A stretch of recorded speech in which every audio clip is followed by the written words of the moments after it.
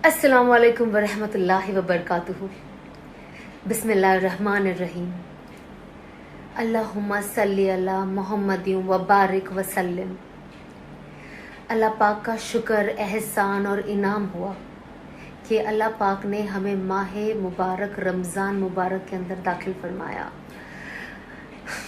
और रहमत के अशरे से हमें आसानी से गुजार दिया। अल्लाह की रहमतें हम पर और पूरी उम्मत पर नाजिल हो।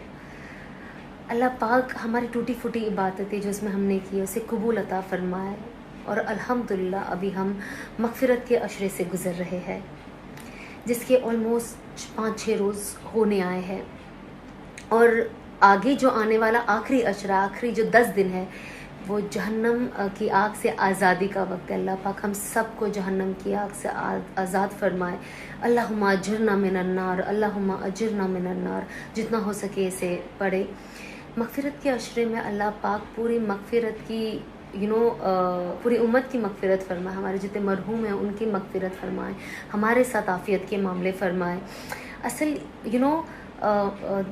दोस्तों, बात ये है कि हर साल में एक बार कोई ना कोई इवेंट होते हैं। मतलब मैं कोई इतनी पढ़ी लिखी नहीं हूँ दीन के लिए, ये क्योंकि जो तालीम हो रही, जो हम एक दूसरे को चीज़ें शेयर करते हैं, बातें करते हैं, ये इसलिए कि हम दोनों, अब हम सब एक दूसरे की इस्लाह कर ले, हमारी ज़िंदगी ऐसी बन जाए और हम अल्लाह और उसके हुक्मों के पे चलने वाले बन जाए और हुजूर पाक सल्लल्लाहु अलैहि वसल्लम के सुन्नतों को फॉलो करने वाले बन जाए। मैं अक्सर इन सारी चीज़ों को, रमज़ान को हमेशा मैं उस ज़माने में भी बहुत करीब से देखा और रमज़ान में पहले से मेरी ये तबीयत हो जाती थी कि रमज़ान के पहले दिन से लेके आखिरी दिन तक का अल्लाह पाक का शुक्र है कि मैं अल्लाह की इबादत में ही अपने आप को लगाती थी और ज़्यादातर उसमें ही वक्त गुजारती थी। अल्लाह उसे कबूल फरमाया, आमीन। और रमज़ान के इसी माह मुबारक महीना पिछले साल में अल्लाह पाक ने मेरे दिल के उसको आबाद किया और मुझे हिदायत से नवाजा। ये जो महीना है ना, हिदायत का महीना है, ये महीना दावत का महीना है, ये महीना लोगों के साथ खैर खाई का, खैर करने का महीना है। आज की तारीख में सिर्फ हमारी उम्मत नहीं, पूरी इंसानियत परेशान है और जो इंसानियत है ना, हर जितने भी इंसान है अल्लाह के बंदे, तो अल्लाह से हम रहम की भीख मांगे, शिफा की भीख मांगे और अल्लाह पाक को कहे कि सारे लोगों के ऊपर आसानी फरमाए, आफियत करे। तो रमज़ान जो है ना, हिदायत का महीना है। जितने भी नबी आए हैं, जितनी भी किताबें थी, तौरात, इंजील, ज़बूर और जो भी आसमानी किताबें थी, सब रमज़ान में नाजिल हुई और आखिर में हमें, हमारे और आपके आका मोहम्मद रसूलुल्लाह सल्लल्लाहु अलैहि वसल्लम तशरीफ़ लाए तो कुरान मजीद भी रमज़ान में उतरा, 20 रमज़ान में उतरा और जितनी भी बड़ी चीज़ पेश आई वो ज़्यादातर रमज़ान में रही है। तो ये महीना पता चला कि बहुत बरकतों वाला है।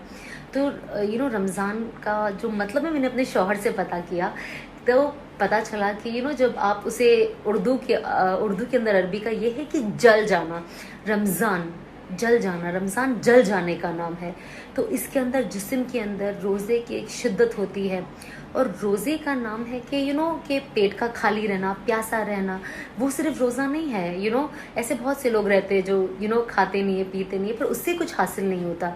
रमज़ान हमें ना ज़िंदगी गुजारने का तरीका सिखाता है, रोज़ाना ज़िंदगी हमारी कैसी होनी चाहिए और रोज़े से हमारे अंदर ना तकवा पैदा होता है और अल्लाह का ताल्लुक़ पैदा हो जाता है, इबादतों का शौक़ पैदा हो जाता है, सुन्नतों पे चलने वाली ज़िंदगी बन जाए, लोगों के साथ अच्छी सलूक, अच्छा अखलाक हमारे अंदर आ जाए कि हम लोगों के साथ अच्छे से रहे और हम चाहते हैं कि हमारी थ्रू आउट द ईयर भी ज़िंदगी वैसी ही रहे जैसे हमारी रमज़ान में रहती है।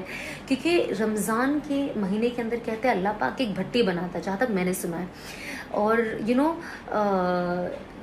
ये ऐसा है कि जब ये भट्टी ऐसा बनाता है कि जब पूरे दिन की जो भूख, प्यास, शिद्दत जो होती है और इबादत जो होती है, सदका, खैरात जो भी हम करते हैं, जो पूरा माहौल बनता है, जो लोगों के साथ हुस्न अखलाक का माहौल होता है, जिसमें एक आग लगी होती है कि बर्दाश्त करना। इस्लाम हमें बर्दाश्त करना सिखाता है, माफ़ करना सिखाता है और लोगों के साथ खैर खाई करो और रोज़े की वजह से प्यास और भूख की शिद्दत, पेट के मादे का खाली होना, उससे एक आग लगती है हमारे जिस्म में, तो अल्लाह पाक उस आग में शाम के वक्त हमारे सारे साल के गुनाह डालता है उस भट्टी में, और अल्हम्दुलिल्लाह उसे जलाता है और हमें पाक साफ नबे कर देता है।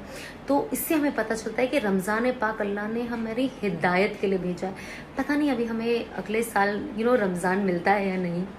अभी जैसे हमारे कितने साथी थे जो पिछले साल थे रमज़ान में, पर ये साल हमारे साथ नहीं है। अब हमें नहीं पता अगले साल वो भी हमारे साथ वो लोग रहे या ना रहे, हम खुद रहे या ना रहे। तो हमें अल्लाह से भलाई मांगनी चाहिए हमारे लिए, और रमज़ान के इस माहौल को बाकी रखने के लिए हमें वही अमाल करना है कि रमज़ान में हमने देखा है कि कितनी बरकतें हो जाती है, सुकून हो जाता है, क्योंकि हम गुनाहों से प्यासे, बहुत सारे ऐसे गुनाह जो अल्हम्दुलिल्लाह हम रमज़ान में छोड़ देते हैं। और अगर यही गुनाह हम अदरवाइज़ भी छोड़ दें पूरे साल, और जैसे हम इबादत की कसरत करते हैं, हर चीज़ जो हम बाकी रखें पूरे साल, तो पूरी ज़िंदगी हमारी रमज़ान जैसी बन जाएगी। मैंने मेरे शौहर से सुना है कि एक बुज़ुर्ग कहते थे कि ज़िंदगी ऐसे गुजारो जैसे रमज़ान, तो मौत ऐसे आएगी जैसे ईद का चांद। ईद का दिन हर एक को खुशी होती है, बच्चा बूढ़ा हर कोई खुशी मना रहा होता है कि ईद आ गई, ईद आ गई। तो ज़िंदगी ऐसे गुजारनी चाहिए कि रमज़ान जैसी और रमज़ान मुबारक जैसी हो। तो मैं इसीलिए इस रमज़ान मुबारक को इतनी अहमियत हम सबको देना है। बट मैं, ठीक है, मेरी हिदायत का ज़रिया रमज़ान बना है और मैंने इसको बाकी रखा, और मैंने पिछले साल ये अहद और फैसला किया था कि अब मैं अल्लाह की इताअत करूँगी और सही राह पे चलूँगी। और अल्लाह ने ऐसी मदद मेरी फरमाई, ऐसी मदद फरमाई कि जैसे रमज़ान में मेरे साथ होती है, वैसे अल्हम्दुलिल्लाह मेरा पूरा साल गुजर गया, और अल्हम्दुलिल्लाह अभी भी गुजर रहा है। अल्लाह पाक ने मेरे साथ खैर खाई का मामला फरमाया। आप सबसे दरख्वास्त करती हूँ कि आप मेरे लिए भी दुआ फरमाएं, मेरे घर वालों के लिए करें, पूरी दुनिया के लिए करें, पूरी उम्मत के लिए करें। और बस यही आपसे शेयर करना था। तो इस रमज़ान को आप वेस्ट होने मत देना, और कोशिश करना कि आप अपने आप से एक वादा करें कि आप इसके बाद भी अपनी ज़िंदगी ऐसे ही गुजारोगे, और कोशिश करोगे हर बुरी चीज़ से दूर रहने का। और यू नेवर नो कि कब हमारा बुलावा आ जाए, और हम बिल्कुल नहीं चाहेंगे कि हम इस हाल में अल्लाह से मिले। तो बस कोशिश करें, एक दूसरे के लिए दुआ करें। आज की जो हालात है इस दुनिया में अपनी बहुत टफ है। सो ऑफ कोर्स उम्मत के लिए दुआ करें, इंसानियत के लिए दुआ करें, अपने मुल्क के लिए दुआ करें, पूरी दुनिया के लिए दुआ करें। जज़ाकल्लाह।